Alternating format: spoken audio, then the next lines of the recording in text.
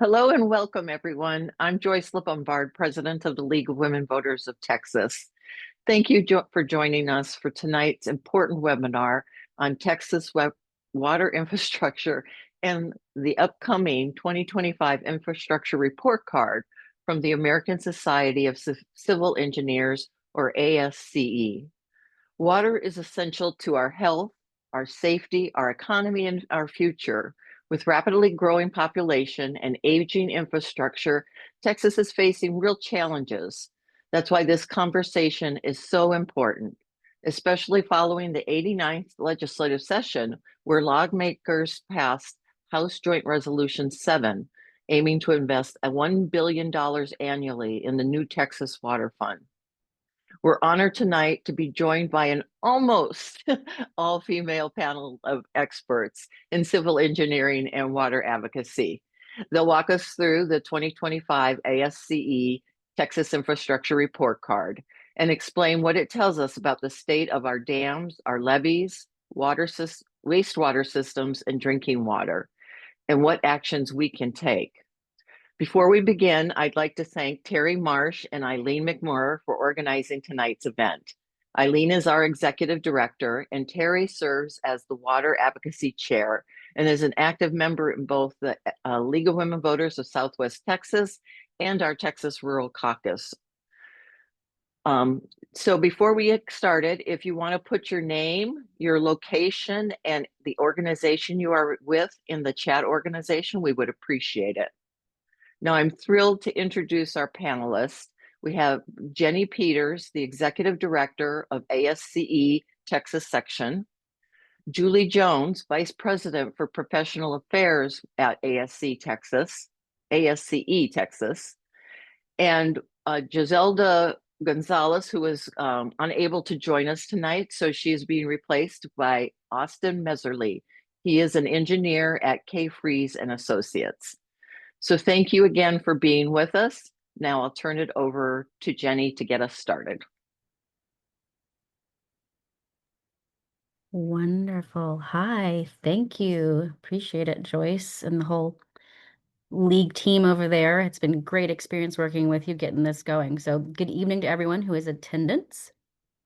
We thank you for joining us today because this presentation from the American Society of Civil Engineers, ASCE, the 2025 Texas Infrastructure Report Card, your being here, your attendance, it speaks volumes to the value that not only you, but our communities place on this report, because infrastructure is so important. It's an important topic for all Texans, especially water. The presentation is being recorded, and the league will be sending out the video. So if you have any questions along the way, please do feel free to go ahead and type those in that Q&A box. As Joyce mentioned, your presenters today will be myself, Julie Jones, and Austin Meserly. I am the Executive Director for ASCE Texas, and while I'm not an engineer, I do take very, very much pride in being just a small part of this group that helps members, helps them gain the knowledge of best practices they need, grassroots advocacy, leadership skills, all the things that they need to build a better quality of life for our communities across Texas and around the world. I'll do a quick introduction of our speakers. They are my members.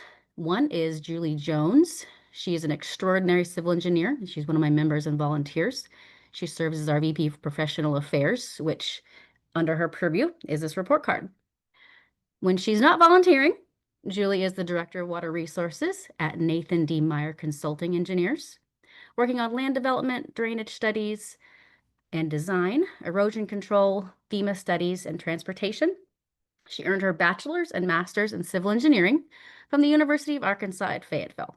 And I have to say, the colleges for these two, I give them a pass. They're wonderful people despite their colleges, so they know this. Austin is also an ASCE member and volunteer. He serves as the chair of the Texas Infrastructure Report Card Committee. He's one of the co-chairs with Griselda, helping lead that 2025 release that we're going to talk to you about today. For his day job, Austin is a project manager at K. Freeze and Associates, originally from Oklahoma. See, I told you. He earned a bachelor's and master's from the University of Oklahoma. Soon after, he got smart. He relocated to Central Texas, where he is happy to call Georgetown home. For more than 12 years, he has focused on municipal, county, and DOT, Department of Transportation, projects across Texas, Oklahoma, and all the surrounding states. Both Julie and Austin started their ASCE service as students, which is amazing, and have continued to serve their ASCE family throughout their careers as various local and state officers and many, many volunteer roles. In addition to ASCE, and I must mention this because it's amazing, because like I said, these are my extraordinary volunteers, Austin participates in UT Austin's Student Engineering Mentoring Program, and Julie is an active member of Engineers Without Borders USA. So, my wonderful volunteers, you'll hear from them shortly. I am going to talk to you about ASCE in general, so you kind of have an idea of who we are and what we do. Before I jump into the report, briefly go over our organization, its advocacy programs. This report card, of course, we were established in 1913. That's the Texas section of ASCE. We have more than 12,000 active members from all corners of Texas, divided further by 15 their local branches, mostly city-based, along with 24 student chapters at the state's leading universities. Our core values: we really root ourselves in stewardship and service, professional development and leadership, and advocating for civil engineers, of course. We develop programs around all of these, such as the Texas Infrastructure Report Card, exemplifying these values, elevate Texas infrastructure, highlight its strengths, its weaknesses, where we can improve, and of course, solutions to raise those grades. We use all these tools to advocate. Our infrastructure report card is intended to be an informative tool, not a commentary on, nor an evaluation of, the performance of any government department, agency, individuals of these groups. We recommend or we commend our governmental agencies and partners, and we thank them for their continued work and dedication serving the citizens of Texas.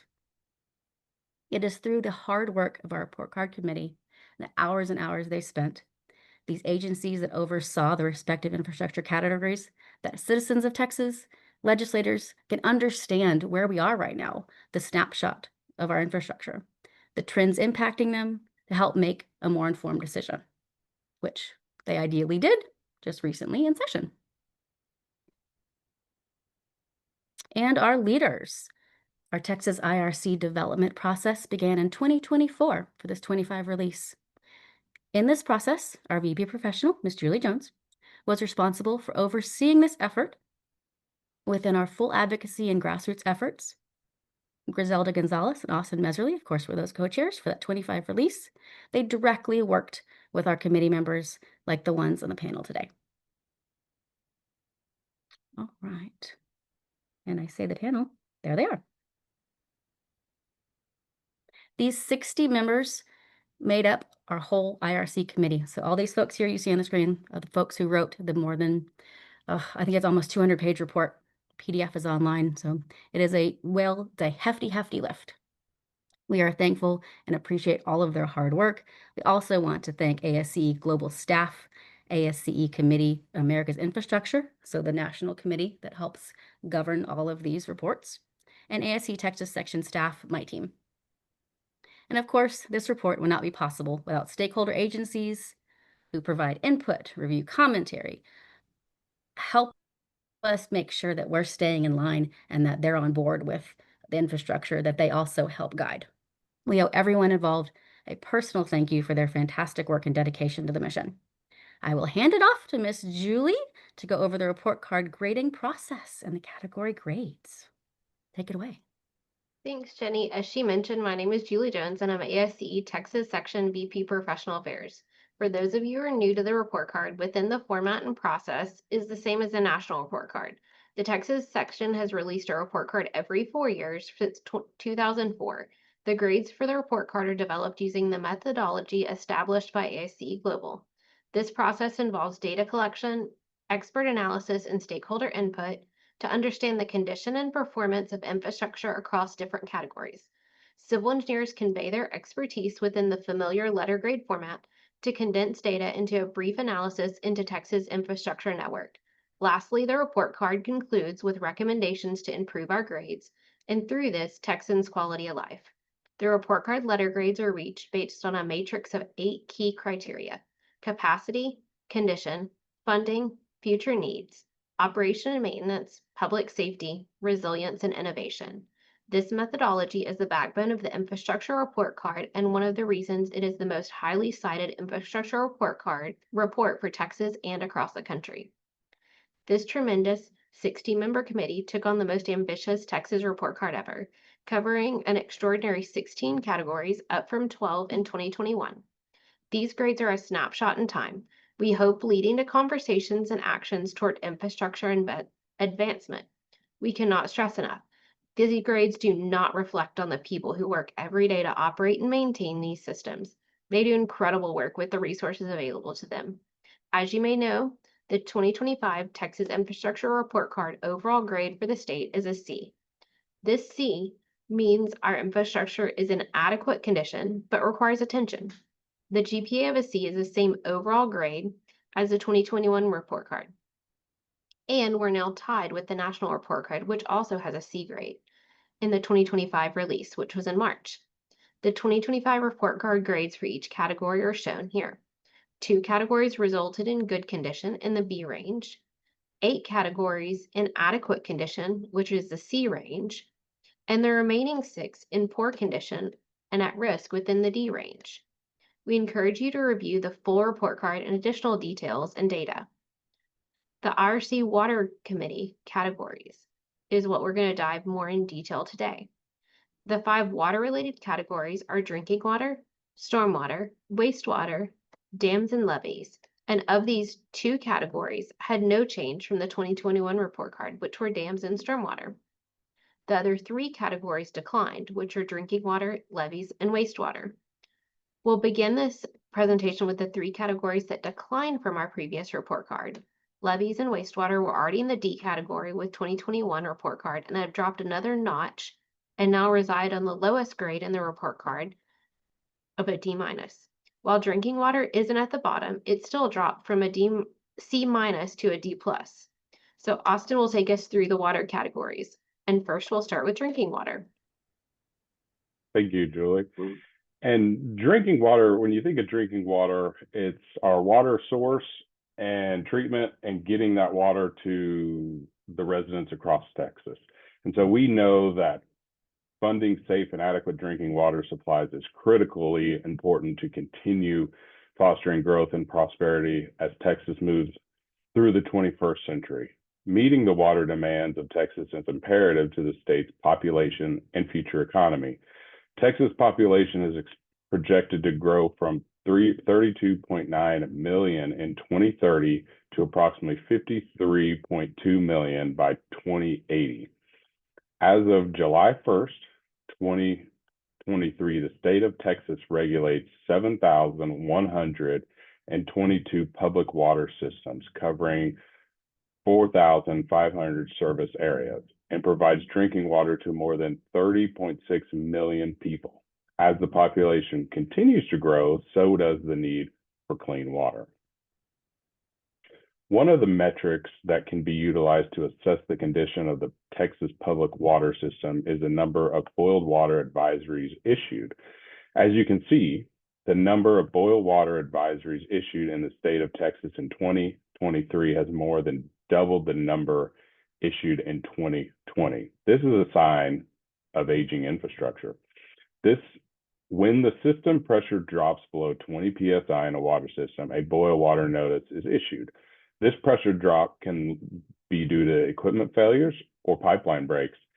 As you can see on the table, the highest occurrence of boil water advisories for the 4-year period occurred in 2021 due to the high number of them issued during winter storms Uri and Viola back in February of 2021. Another indicator of the condition of water distribution system is the frequency of water main breaks. While the specific number of the water main breaks in drinking water systems is not available for the state, the overall water loss for the state is available.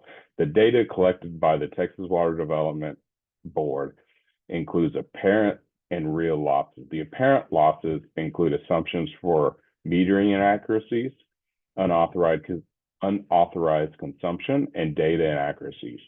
After removing those apparent losses, the result is a real loss, representing water leaving pipes via breaks or leaks. These real losses are shown in this table. The median real water loss for gallons per connection per day increased from 31.83 in 2021 to 34.3 gallons in 2022. Although there is no additional data at this time of the publication, we can only assume that it has increased even more into 2025. This table outlines the number of public water systems limiting water usage to avoid shortages by system size. We see a couple of things here. One, the population increase, as we already discussed, and two, the data reflects a significant increase year over year on systems limiting water use. The 2022 State Water Plan for Texas sums up the outlook for municipal water through 2070. It says that, and I quote, if no recommended municipal water management strategies are implemented by the onset of another drought of record, approximately 78% of all Texans in 2070 would face at least 10% water shortage in their city and residence.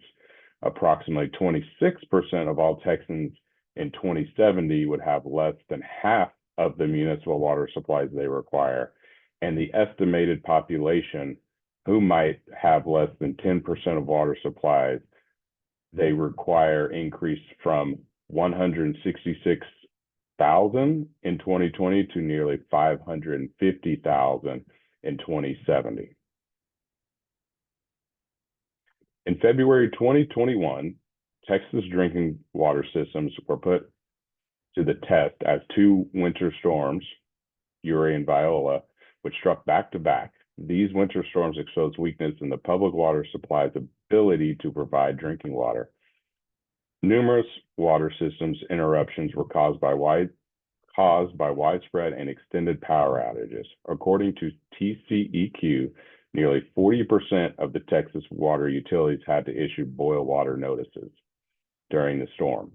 Since then, there have been federal and state initiatives that require water utilities to strengthen and harden their operations and maintenance of their water systems. Texas Senate Bill 3 was crafted after these storms impacted Texas, and it requires water utilities to prepare for, prevent, and respond to extreme weather emergencies and extended power outages.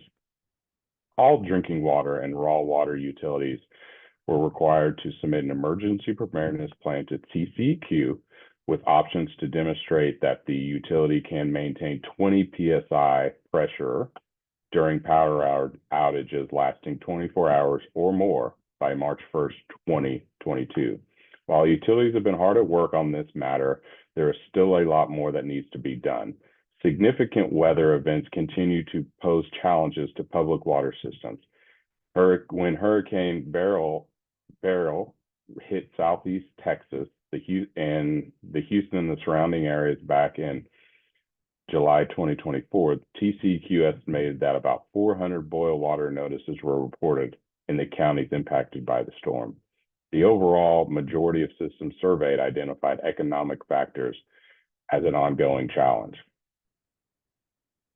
There are a lot that needs to be done, and the recommendations for drinking water specifically include increased funding for water infrastructure operations and maintenance, encourage utilities to adopt rate models that will fund adequate operations, maintenance, and capital needs for water infrastructure, encourage utilities to implement asset management plan and projects, implement asset management plans to plan and projects, appropriate infrastructure maintenance, advancement, and avoid deferring necessary maintenance, provide state and/or federal assistance for mitigating costs of compliance with new drinking water treatment standards through legislation, provide state and/or federal funding financial assistance for water supply projects, continue expanding alternative and innovative water supply options, and increase accuracy of self-reported data.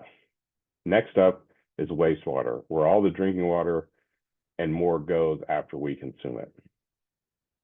Wastewater plants and networks in Texas are largely outdated.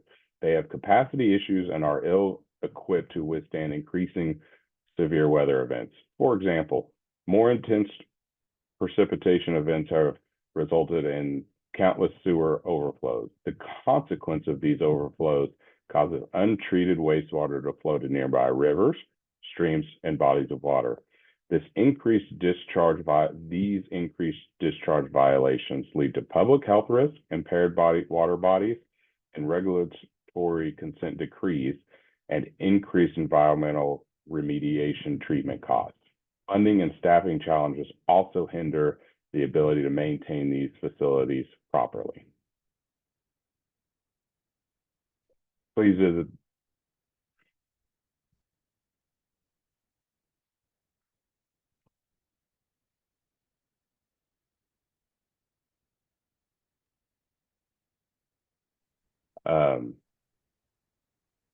I think go ahead to the next slide.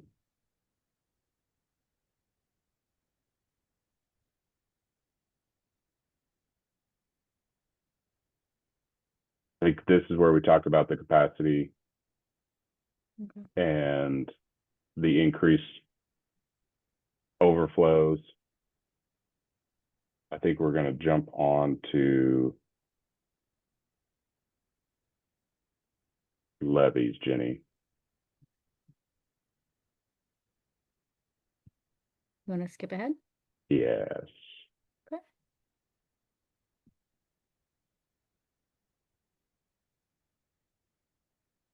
Okay, here, go back to the recommendations.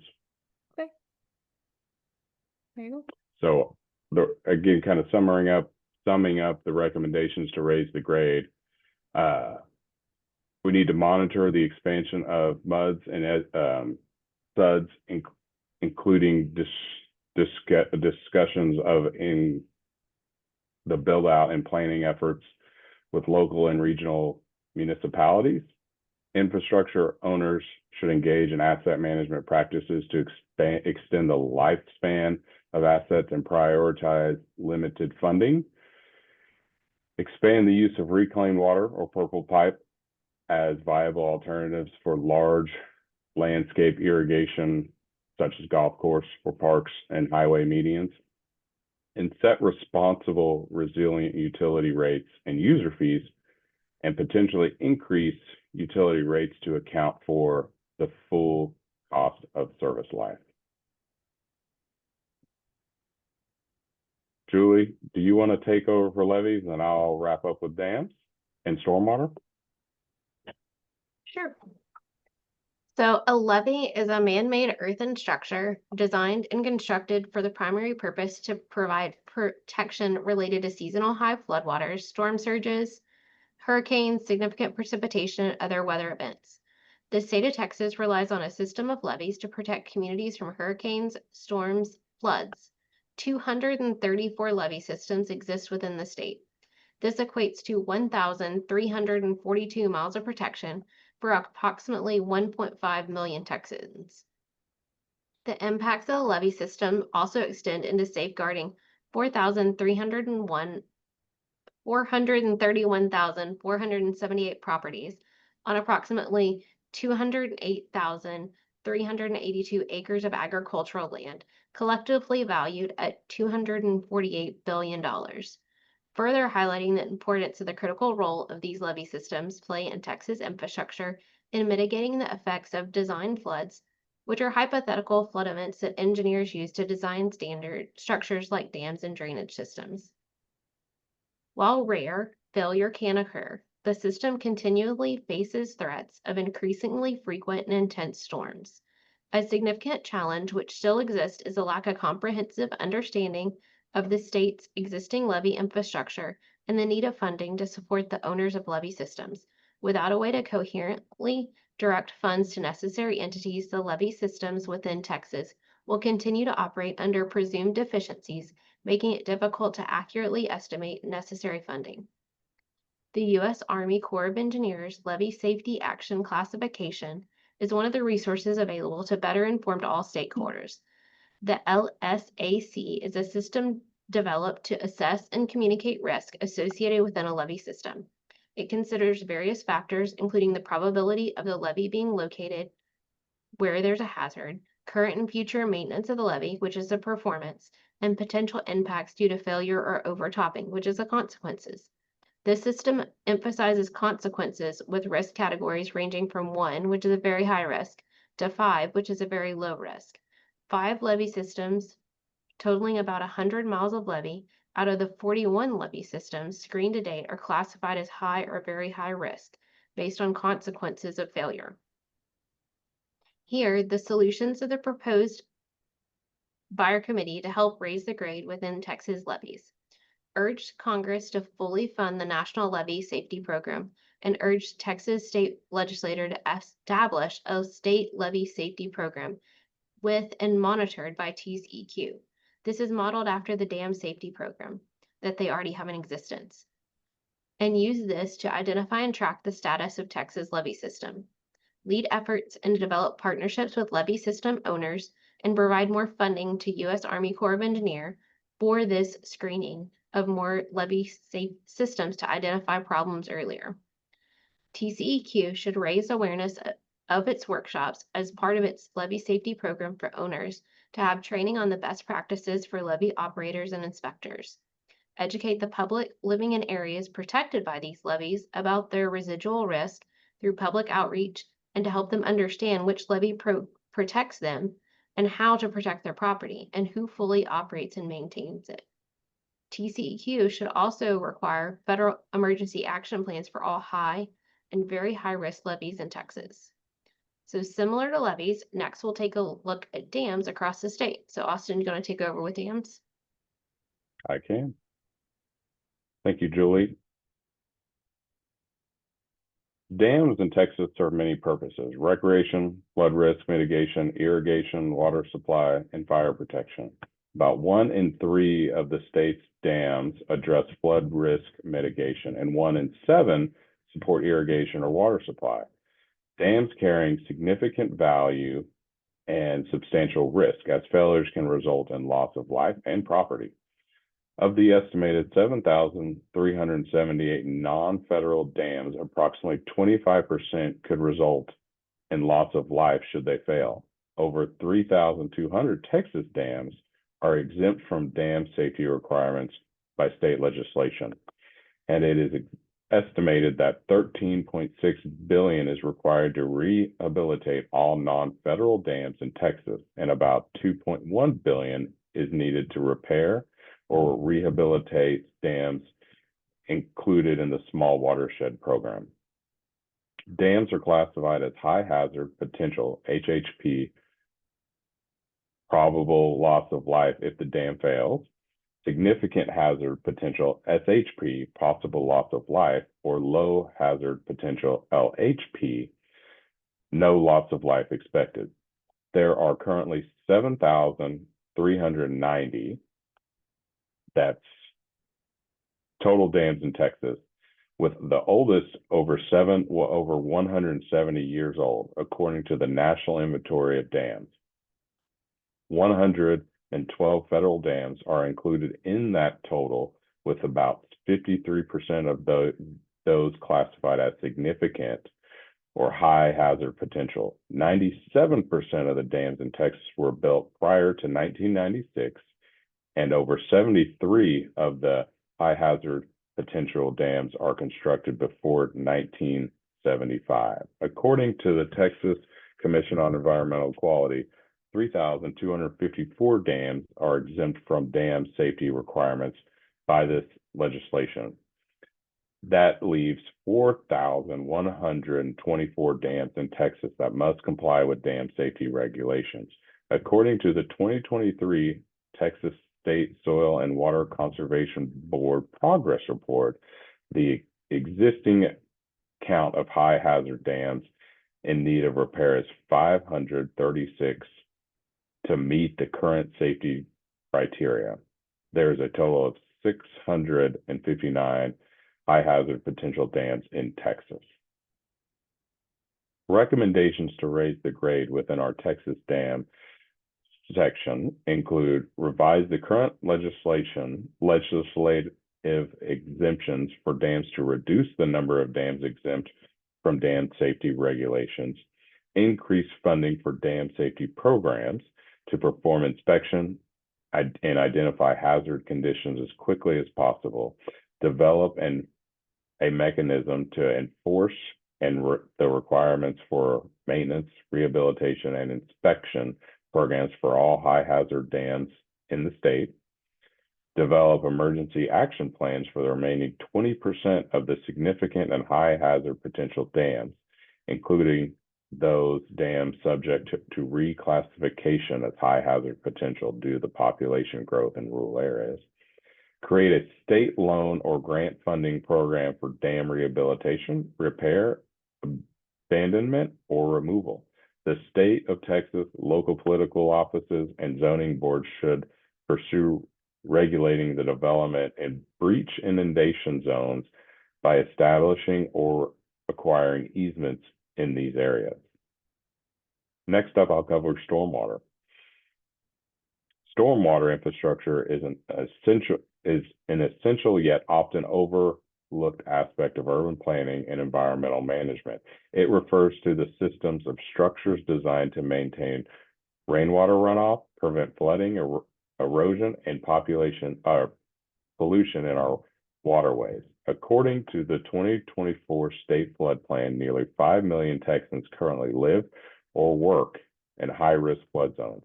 While it is nearly impossible to eliminate all flood risk during extreme storm events, state and local leaders have advanced strategies to enhance the technical analysis of risk, develop risk mitigation and resilient solutions, and identify and dedicate the necessary funding. With the completion of Texas' first comprehensive state flood plan, we've taken a major leap forward in identifying flood risk across the state and consolidating solutions within the state's 15 floodplain regions. The estimated cost to develop solutions is over $54 billion, which includes study, design, and construction projects. Some key findings from the IRC committee are the Flood Infrastructure Fund 2024 to 2025 program current demand is $2 billion, is 5x capacity available funding of $375 million. Much of Texas stormwater infrastructure built before 1970 is outdated or undersized due to urban growth and changing rain patterns. Despite recent state and federal investment in funding prevention, funding still lags behind current and future needs.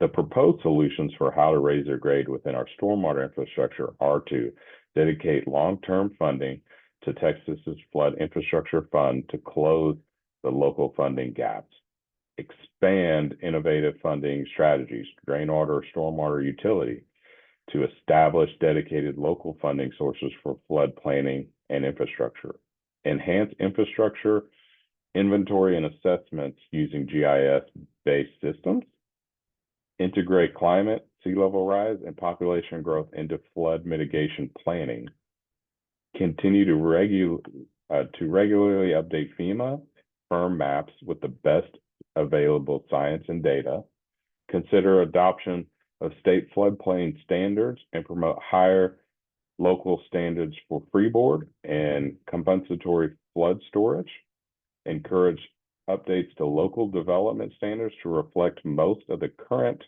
NOAA Atlas data, address stormwater pollution via watershed-based regional coordination. This concludes our review of the infrastructure report card water categories, and I'd like to pass it back to Julie to go over how we can raise the grade across the infrastructure spectrum of Texas and the overall recommendations from the 2025 Texas Infrastructure Report Card.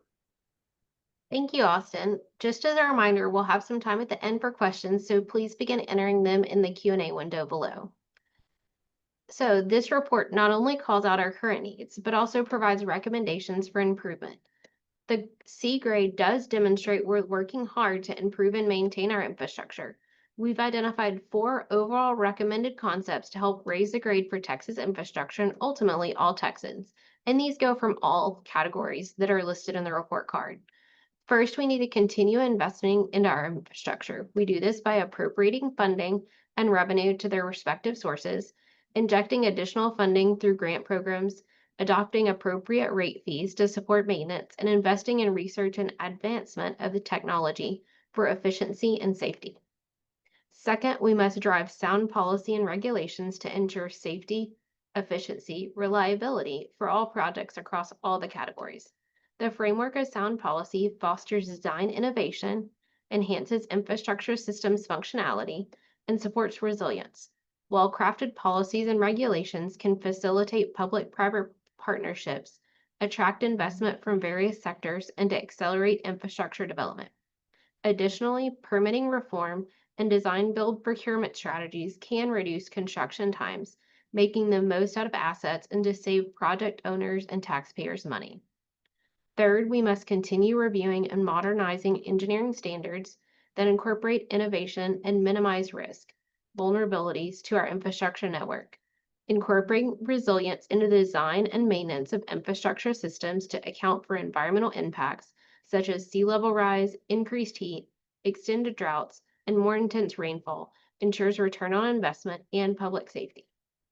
Lastly, prioritizing asset management and planning allows owners to plan, manage, optimize investment, and allocate resources effectively. A proactive approach to managing infrastructure also facilitates strategic planning and supports risk mitigation to extend asset life and service delivery. Understanding our assets allows us to prioritize investments and make the most efficient use of available resources rather than relying on increasing for funding. This is an abbreviated snapshot of our recommendations. Keep in mind that each chapter has its own unique series of recommendations to improve the grade. Now I'll hand it back over to Jenny for the closing remarks. Okay. Thank you. Wow, that's a lot of information. I've been through this several times and I still get every time. So I can only imagine what our audience here today is kind of trying to absorb all of this. It's a lot of numbers, right? So the good news is not only is this being recorded, but it is also, I can make the presentation available, like PDF, the PowerPoint slides and whatnot. So have no fear, no need to absorb it all right now. And of course, we always take questions anytime. My team and I will accept them at any given moment, or you could try and research them yourself, kind of read through all the chapter if you'd like, if you want to kind of gauge it and absorb it and that type of person. So either way, you can scan that QR code, go to the URL.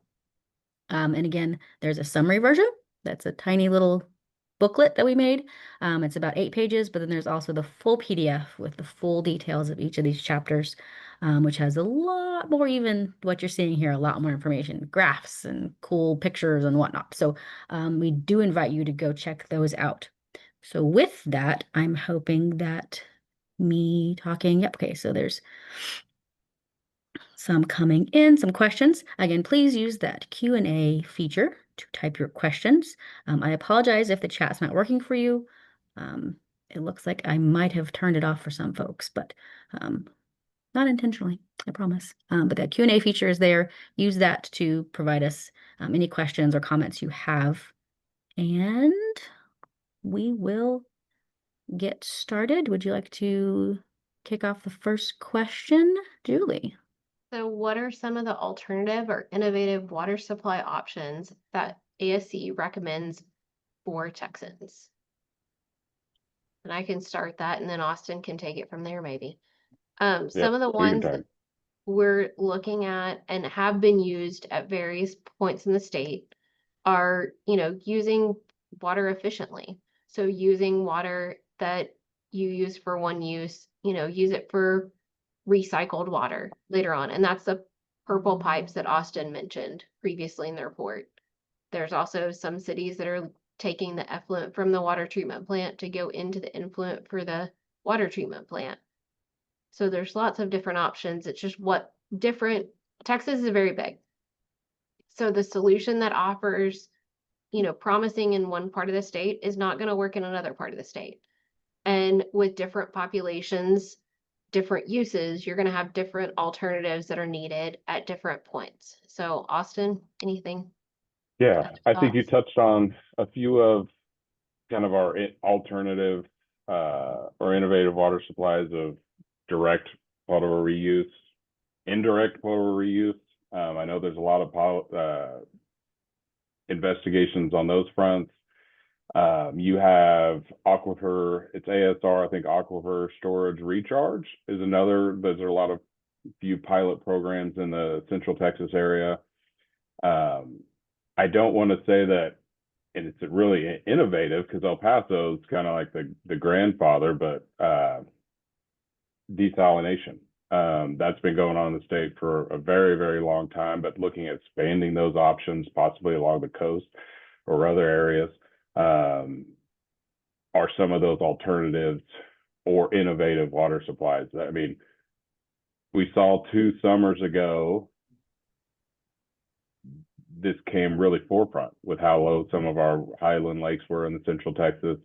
And you go back 10 years before that, where you had cities, I think it was 2011, 2013 timeframe, cities running out of water. And so this has been going on for a while. And so a lot of cities, counties are looking for those alternative supplies for a while, and they're just looking at funding options to either run pilot or implement some of these options. If you don't mind, it's something that I'm reading and going over this script was the reclaimed water information. So if you don't mind me going through that a little bit, because it was very interesting to me, and perhaps maybe even along this topic for our audience as well. The reclaimed water, which is sometimes called recycled or reused water, it is has been used for agriculture irrigation in Texas since the 1800s. And it's for industrial use since the 1940s and 1950s in Odessa, Big Spring, and Amarillo. In 2022, the Austin Water opened a cutting-edge on-site reuse system in its new Permitting and Development Center. Reusing the building's black water, rainwater, and air conditioning condensate is expected to save the city almost 1.5 million gallons of drinking water annually. Can y'all explain, because I wasn't sure what this one was, what black water is? Do y'all know? It's rainwater. Okay. Rainwater. Okay. Is it, Austin? I don't know. I don't know the answer to that. I can do a quick Google. I think it's on it. rainwater as well as like stuff used in chillers and other things. I think it's more wastewater than it is Okay. like rainwater, because like rainwater I think is more on the gray water category, but I could be wrong. Oh, there's a scale of color. Fair enough. There is. Black is like do not touch. Okay, fair enough. Yeah. Well, the city of McAllen supplies 3.5 million gallons per day of recycled water, which is, recycle, reuse, reclaimed, all in the same category, for use in that Hidalgo Energy Center uses it for their cooling towers. So that huge energy center they have down there, they needed to find water to keep it cool. So they reused, it was a very innovative way to use this reclaimed water. The recycled water helps produce 477 megawatts of energy that serve the surrounding community. So that was very, very interesting.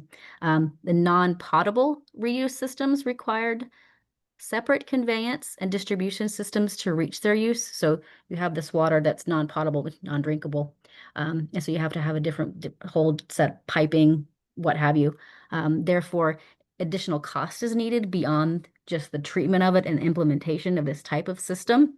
So maybe fun, innovative, but there's this whole separate, all these the factors we have to think about in order to get it going. So it's kind of a long-term benefit financially. Let's see. Beyond the emerging use of non-potable reuse, the direct potable reuse, DPR, is a future imperative. So kind of a going along the same theme for the question.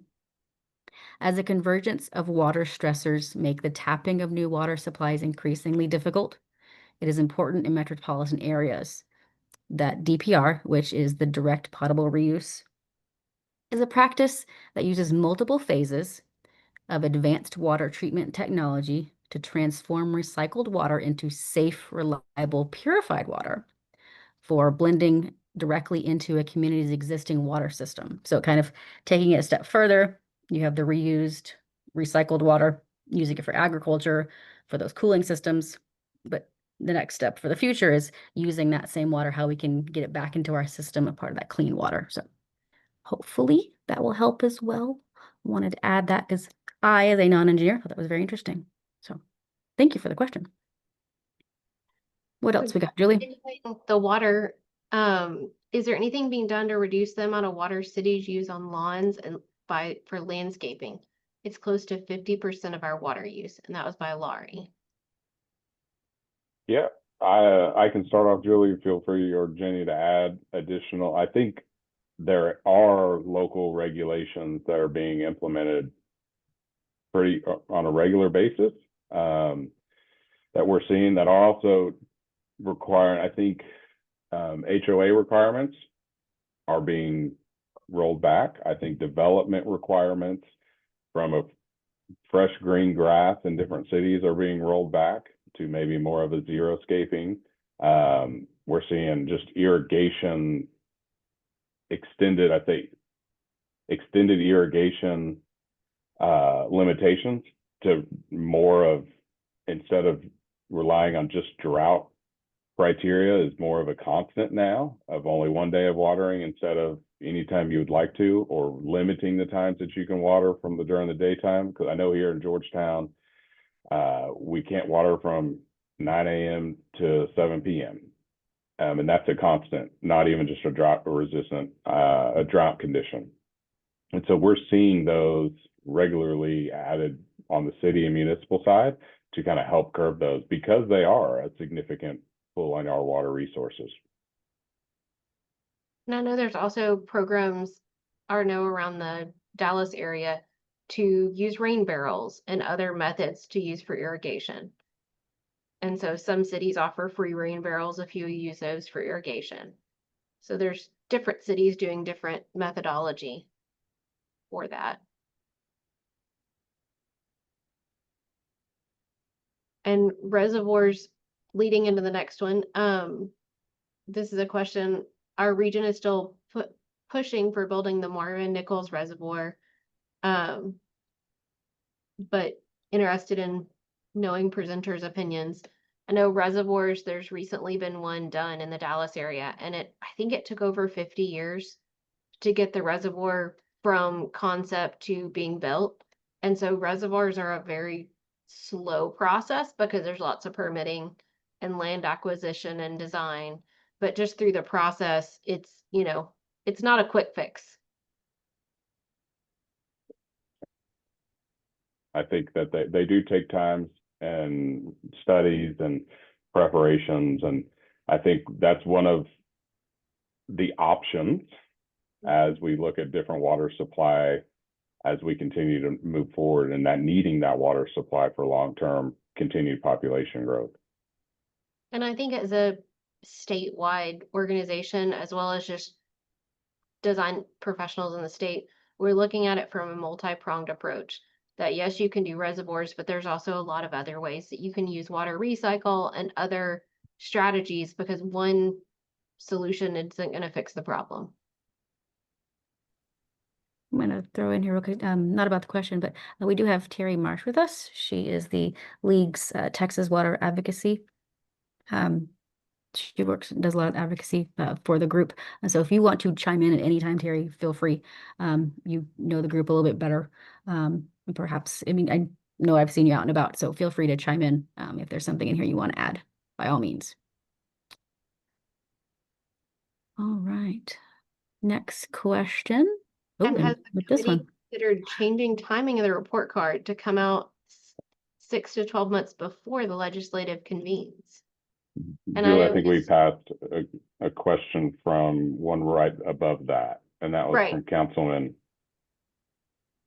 Flores from Okay. Bay City with the cost of the recommendations. What can be realistically be done when considering the priorities of the legislature lie elsewhere? This is a little bit of a question we've got a few times, not as broad of a question, but when we give a similar presentation, but covers not just the water focused, but transportation, aviation, broadband. If you have all these recommendations, there's only so much that can actually be done. And it is a good question. There's a lot that our state is dealing with, from the very north end by Amarillo to all the way to the valley.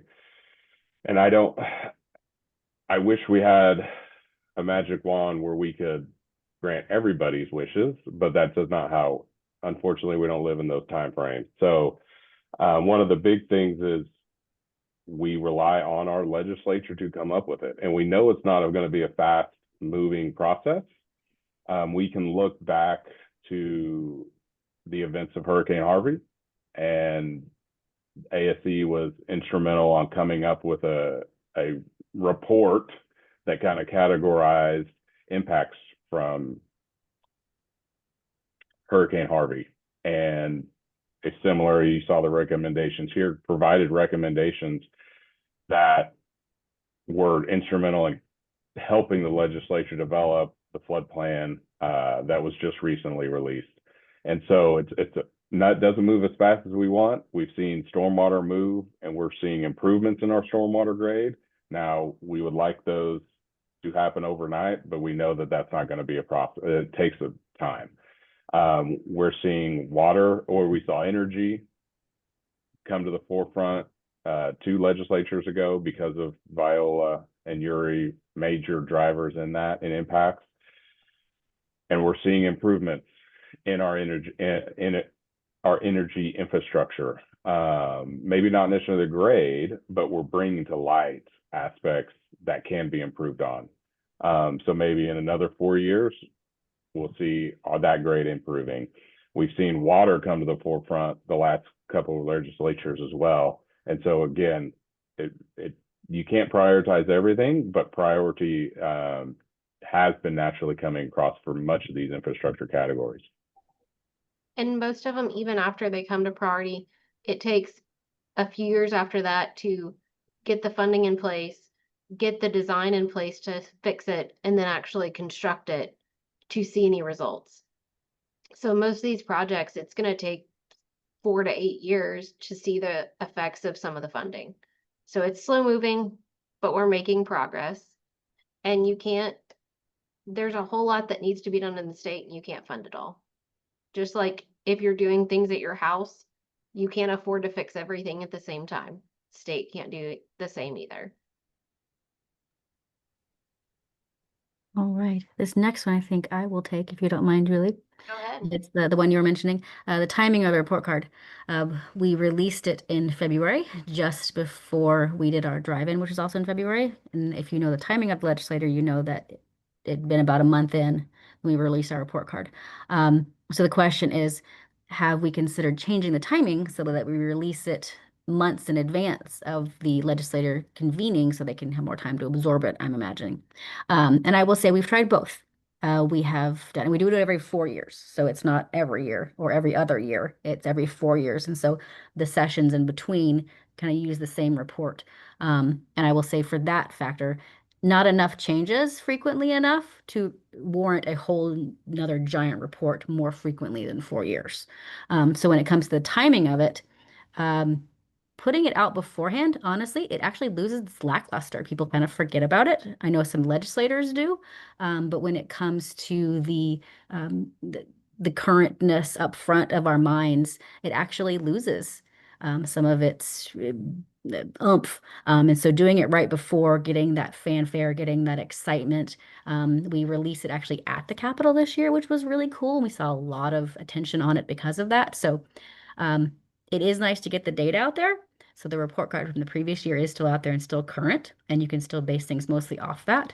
And then we always offer our services to legislators, constantly in contact with them, saying, we're here as your experts. We are here to answer your questions at any given time. So you see a bill that you want to put out or one that has been, you want more current data, we're always around. So hopefully that kind of gives you a little bit of an answer about why we don't do it sooner. And again, we've tried it both, but it didn't quite. I feel like I wasn't around then, but my understanding was that it wasn't mentioned as much. The legislative, although they had a ton of different bills that were infrastructure related, the report card wasn't mentioned and used as much. It was kind of almost forgotten. So it's more of a, we really want it right there top of mind.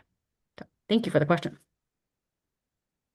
Well, the next two actually deal with TCEQ. So the first one is, are the TCEQ committees studying these issues as well? Are they depending on civil engineer reports to then guide legislation? I'm going to Yeah, say we can't speak to that unless y'all know specifically. Unfortunately, I wish we could, but I'm not 100% yeah, sure that we could speak to what they do. yeah. I can't really speak to the specific TC committees, but I do know that a lot of these agencies are visiting and commentating with legislature members all throughout the session. I know TxDOT has people there talking about it, TCQ, Texas Water Development Board, are there providing their professional opinions as well. So I don't think they're dependent all on, say, our Texas Infrastructure Report Card. I think they're playing just as an important role as we are on the professional side, on the private side. Yeah, exactly. We do get data from them. We request data for our report card in preparation. So we do kind of exchange information in that sense. The exchange going the other way is that since we do request information, they're one of our stakeholders. There's one of those state agencies that we mentioned that we ask for their input and that we specifically hope that they will review the report card before it's made public to let us know their thoughts and if they can provide more information. We're happy to always take that input back from those agencies that we, before we do a little sneak preview of it before we release it. And they typically do provide commentary, Yeah. or if they disagree with something or want to add emphasis on other things, TCQ as well as any other stakeholder agency can provide that input. That's great. Yep, we give them the chance. That's right. And then also with TCEQ, is there any TCEQ rule that stands in the way of commercial use of harvested rainwater? That's a little out of my knowledge realm. And I don't know if the question is on harvested rainwater for use for irrigation or for drinking. I'm going to guess probably along the lines harvested rainwater, maybe that reclaimed. So I'm going to say irrigation, but don't know 100%. And that, yeah, like I Austin don't know said. if there's rules for irrigation. I would imagine there's rules for purification for cleaning. Yeah. But that's my guess on the question. So if you want to reinsert the question in the box, if it's anything different than that. And this goes back to the black water, gray water. Is black water the same as gray water? If not, some countries like Australia use gray water from the shower drain and washing machine outpipe to flush their toilets and other uses that don't require potable water.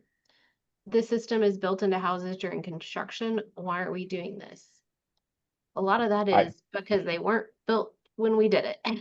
Yeah, I think there is a difference between black water and gray water.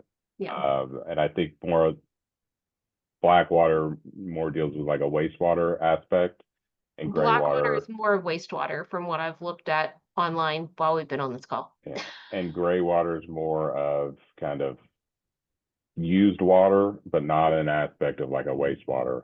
And I think I can make guesses on why they don't do this, but there are regulations against that limit the use of some of this stuff, and it also increases the cost of housing. And some, I think those are good alternatives. And the more and more water gets scarce, and and I think there's education around it. I mean, one of the things that has always inhibited water reuse is the misconception behind it. And so I think the more education that comes around it, the more we use purple pipe, the more we understand it, the more the public knows, the more we all get out there and talk about it and use that as educational opportunities, we'll see more and more about it. I mean, I'm 36 years old, and if you go back 20 years, I don't think I ever saw it. But Jenny listed a long lot of dates there that were that deal with reuse or direct reuse or bottle reuse for different applications, and it's been around. And so the more and more we talk about it and it gets implemented because a way to save water, precious resource, we'll see it being used more and more. So maybe in 20 years we may have it.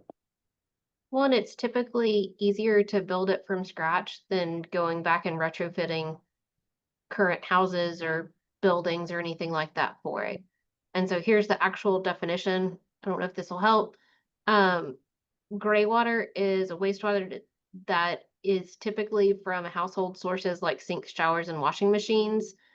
It may contain soap, grease, hair, and other contaminants, but can be used for irrigation, toilet flushing, and other non-potable applications. Black water is wastewater typically containing fecal matter from toilets and urinals, and generally not suitable for reuse due to health risk, unless it's filtered and cleaned in some way.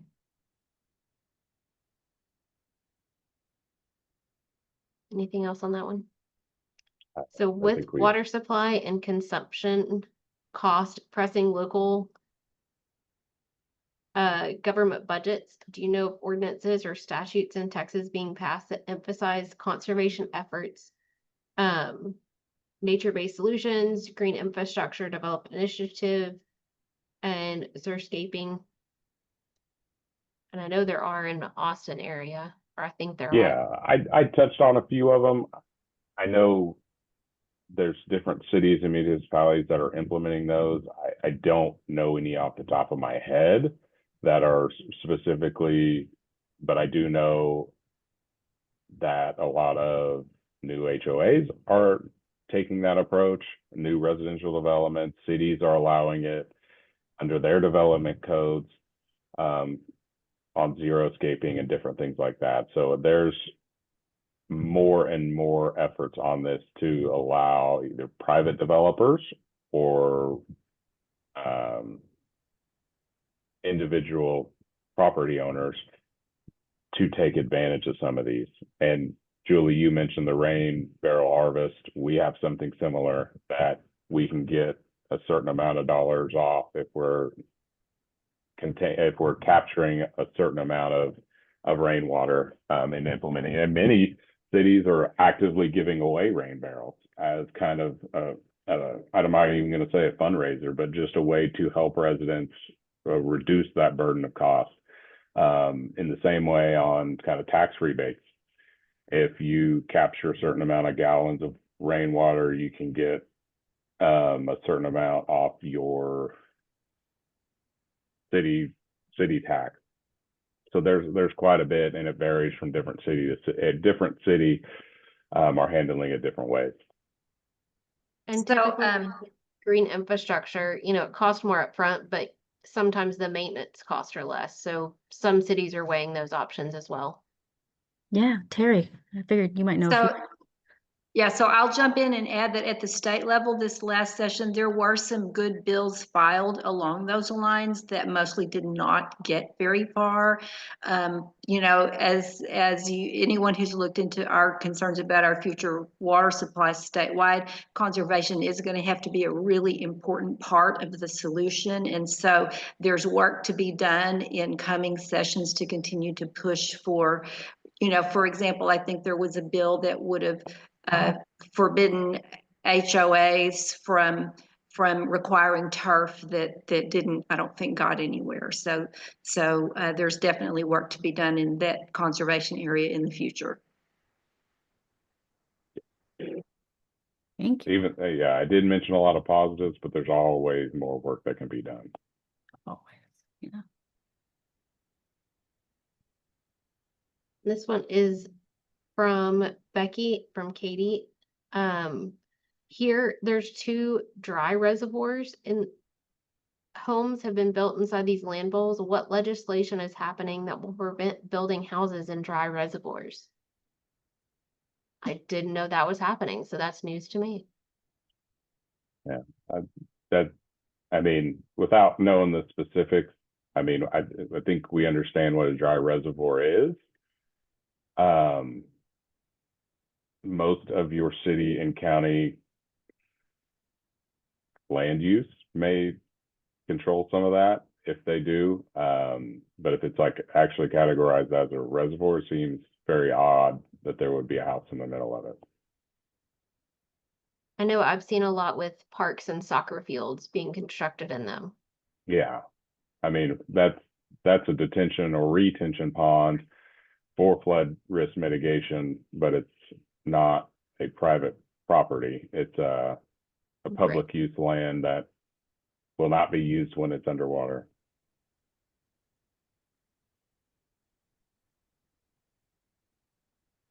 But that's worth looking into, and we can get back to you on that one. Yeah, looks like the TCQ rainwater harvesting, a little bit more information on that. Again, I don't think I'm not educated enough to speak too much on it, but with TCQ overseeing water treatment, that is probably what's driving preventing the commercial use of rainwater is an individual or of a commercial company trying to take on those endeavors themselves. I think that's probably what's driving that. But we can take a little bit more research into that and see if we can find more information on it. I know TCEQ does have in their water supply a guide for public water systems for rainwater harvesting, and we can provide a link to that PDF as well. Or I can put it in the chat.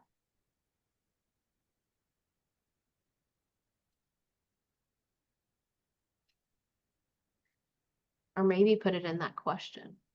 I'll see if I can do that.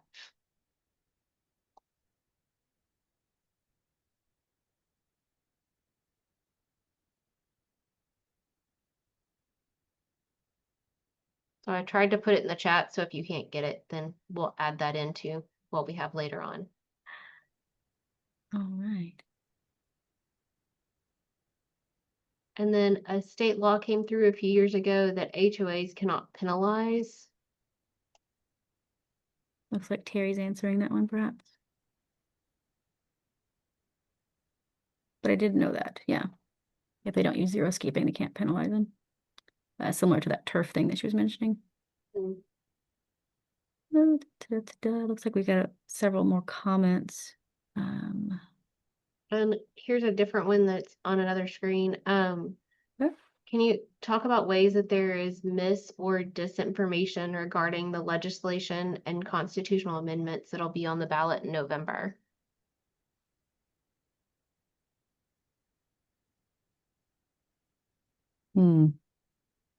So specifically in regard to the water infrastructure amendment, I've been having obviously a lot of communication with people in the water world.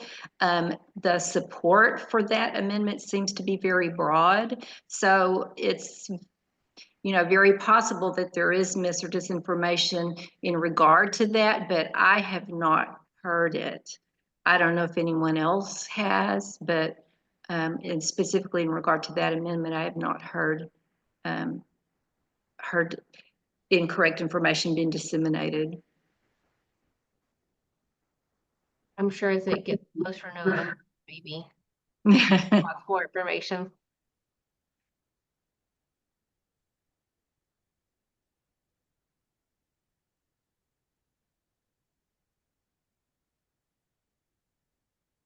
All right. And then we have comments. Private individuals can use rainwater for drinking by adding a rain catchment system. This water is purified by UV lighting and filters. And I know in some areas, they do have rain cisterns that they catch and use purification systems just like that for use all across Texas.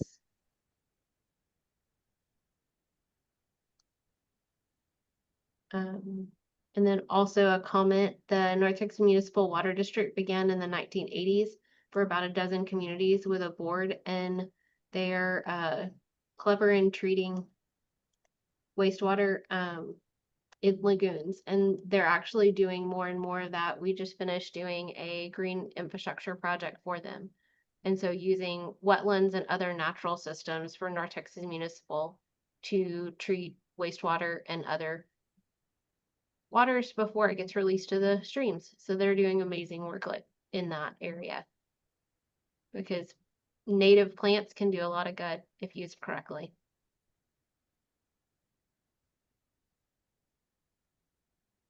And in Houston, the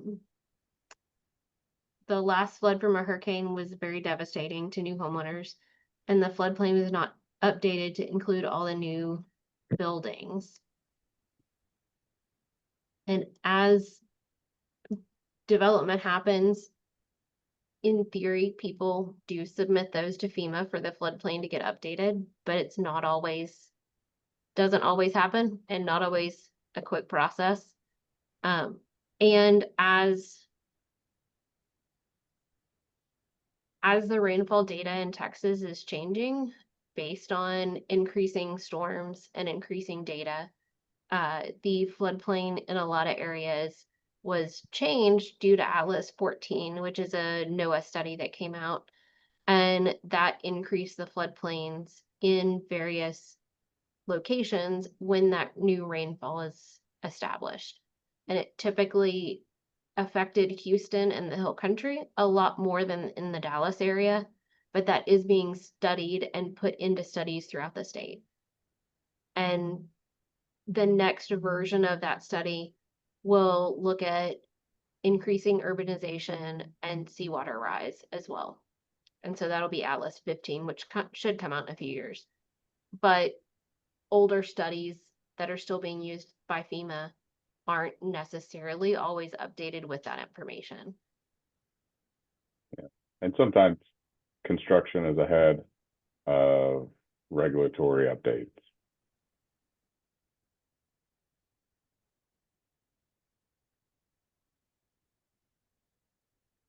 Any other questions?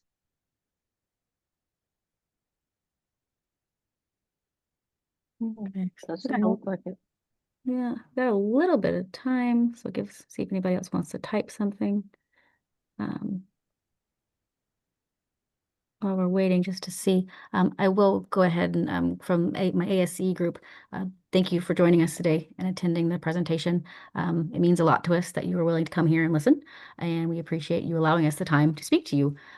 We do always encourage you, as we talked about several times just now, to use this report as a tool, inform your communities, your elected officials on the state of our infrastructure, the snapshot of where we are right now. We also encourage you to take a deeper dive, although it's a lot of data, mentioned before, lots of numbers. That report card, the full PDF for each chapter, if you're curious about one particular group, to see how your community fits in with that overall snapshot of the state. So thank you for my group. We appreciate your time. And then Joyce, Terry, Yes, anybody? sorry, yeah. No, you're fine. You're fine. No, Yeah, feel free to close out. no, I just My want team, to thank you. take Yeah. a few minutes and thank you, Jenny, Julie, and Austin so much for the presentation. We will get a copy of the recording and post it on our YouTube channel and let everybody know about it. And the resources that Jenny mentioned that they'll provide. And I think we'll be sending out also a little survey. Sorry, my cat's eating my hair. A survey about the webinar to get your feedback on it as well. So thank you again to ASCE and Jenny and Julie and Austin.